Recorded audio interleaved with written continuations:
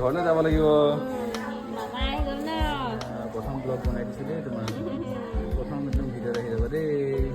বেছি নতুন ঘৰ যাব লাগিব ন। চাই দিয়া অকণমান।